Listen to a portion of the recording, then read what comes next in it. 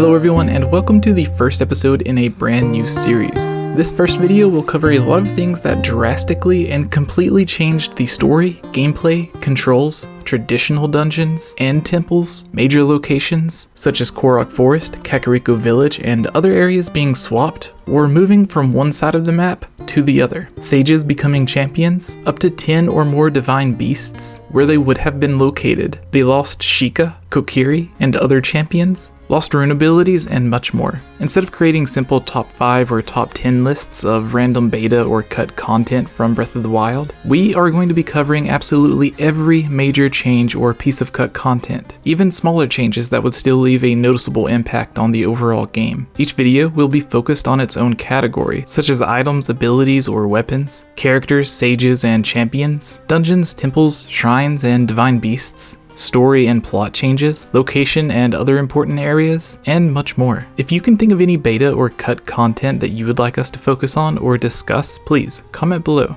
and we'll be sure to give you a shout out if we use it in a video. We all know Breath of the Wild quickly became one of the most successful and critically acclaimed Zelda games of all time, and even its spin-off sold millions more than most traditional Zelda games. So it's interesting to think how it could have been a completely different game, resembling almost nothing of the finished Breath of the Wild that we received.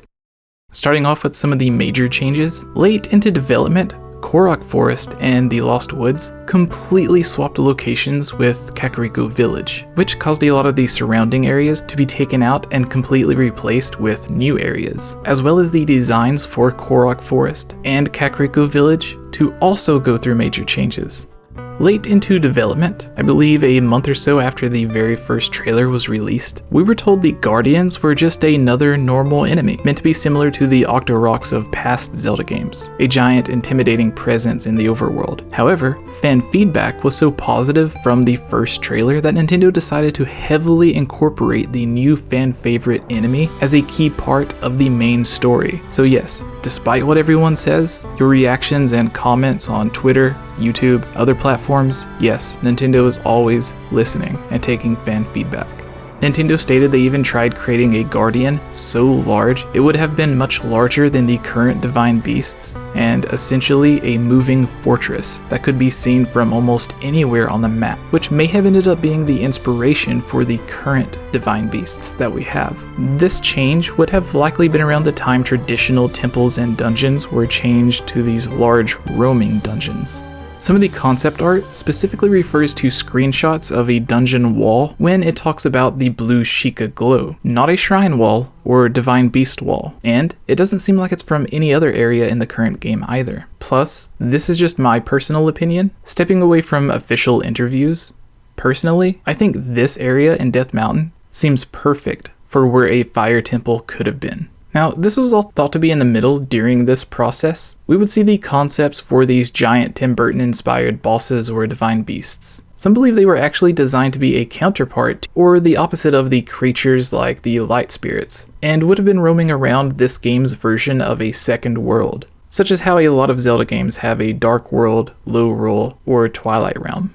Going back to the positive fan feedback, the divine beasts would be made to look more like the normal Guardians, and adopt the Sheikah design. Instead of 4 divine beasts, we originally had at least 10, which also happens to be the number of main dungeons Aonuma has said he prefers for Zelda games. Seeing the overall size of Hyrule, we have more than enough locations to house more divine beasts, and to be honest, a lot of those areas do kind of seem empty. Nintendo has said they did have a lot more plans for certain areas that they weren't able to incorporate, and we know a lot of the DLC, as well as the entire sequel, were all initially planned for the original game, but because they didn't want to take 10 years to develop a single game, it ended up becoming DLC and the sequel. So maybe these other divine beasts were also part of that original plan.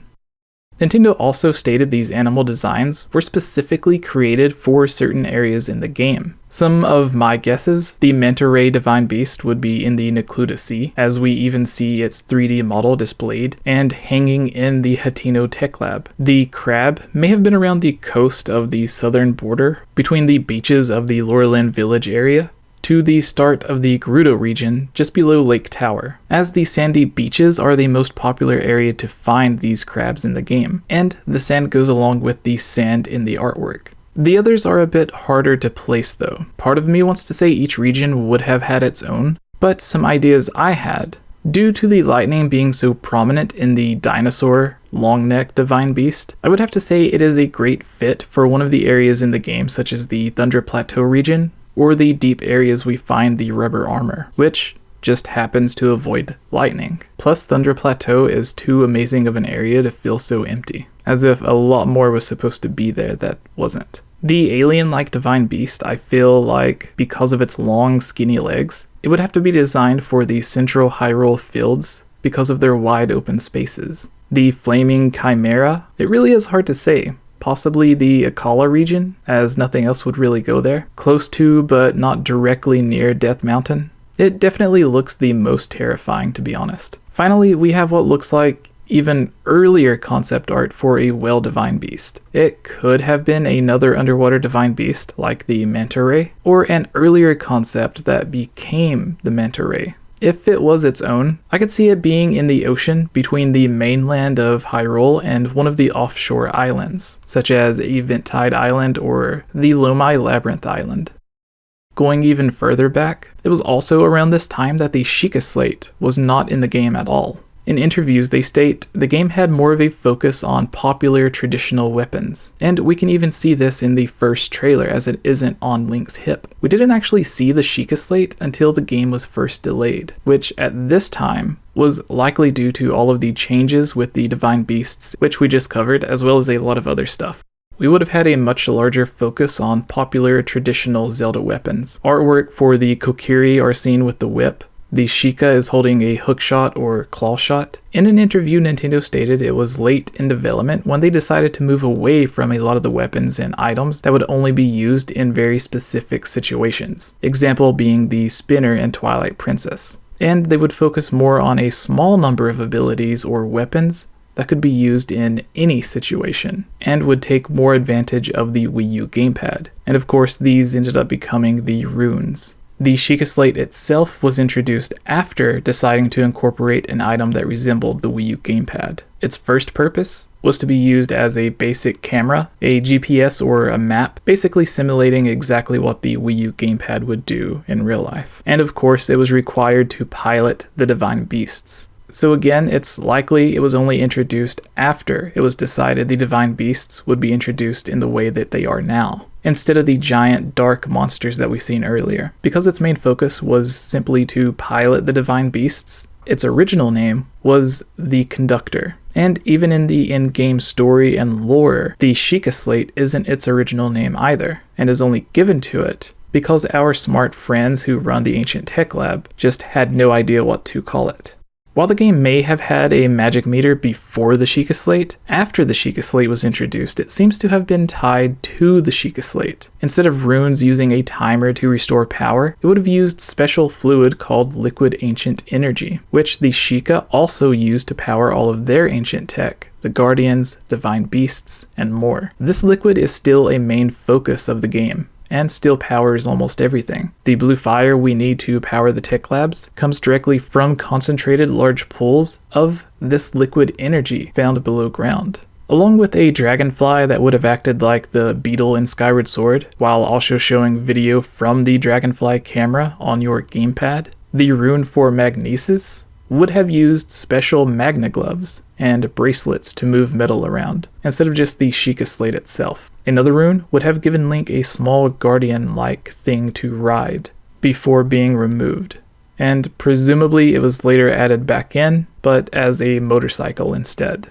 Before Wolf Link became an amiibo-only bonus, Link was to have a dog beside him most of the game. It would have been a partner of sorts with Link, leading him to places and helping him out in various ways. But the idea was heavily scaled back to essentially just be an attack dog. And of course it was made into Wolf Link. We can't forget Link's parents, family, as well as a young Zelda, which we did eventually get to see in Age of Calamity. And even Zelda's mysterious mother seemed to have a very tiny role in the game. We can see full character models and designs of Link's family including his sister, in the Japanese version of Creating a Champion. Concept art from all of the versions also mentions pictures of young Princess Zelda as well as her mother hanging around in the castle. The key member of each race that the story focuses a bit more on is who is likely to become the sage. Deciding to change it up, Breath of the Wild had champions, but we do have artwork for Hylian, Zora, Gerudo, Goron, Kokiri, and Sheikah sages, which of course became the champions, but also had the addition of a Rito now being added. Before we continue, yes, the Kokiri were replaced by the Koroks in the final game.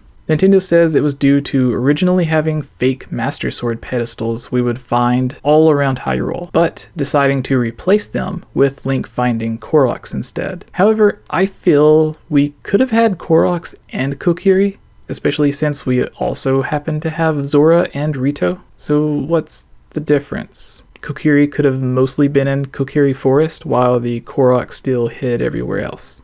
Back to the change from sages to champions though. I imagine this came from moving away from traditional dungeons or temples, which are the jobs of the sages to watch over and protect, and going with the current divine beasts. Each race listed in the role of a sage also have artwork of them as champions. One interesting piece is concept art, which portrays these sages all standing around the Master Sword pedestal, almost identical to what we see in the Chamber of Sages. We even have the Triforce represented by a statue of the three goddesses who created the three pieces of the Triforce.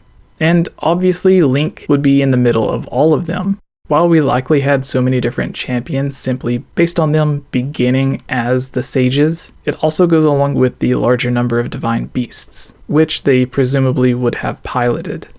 We have so much more. This video could easily be an hour long, so please look forward to future episodes that will go into the individual types of cut content. Each episode will focus on items, abilities, weapons, characters, dungeons, temples, story, locations. Everything will be in its own. And of course, I want to give a huge thank you to all of our Patreon supporters who give us video ideas like this, some of our Zelda theory, top 10 list, and discussion topics that we discuss on our podcast or other videos. If you would like a shout out at the end of all of our videos, or the beginning of our podcast, the Hylian Gamescast, as well as any of the other benefits mentioned. So thank you Jon Snow, ZAIN, FRAN, WIGGLYWIGGLE, NORNARB or Brandon, SOBERX, Mr. MONOCLED, METROID, Jen, SuperNX, 64, David, Zoe, Natsu, Jesse, 𝗿𝗵𝗄, Ashton, Justin, Candy, Chad, BKRS7, Larulian Sheep, Largnar, Monica, Shadow to Us, Rusty, Lovable Christy, Henry, and of course,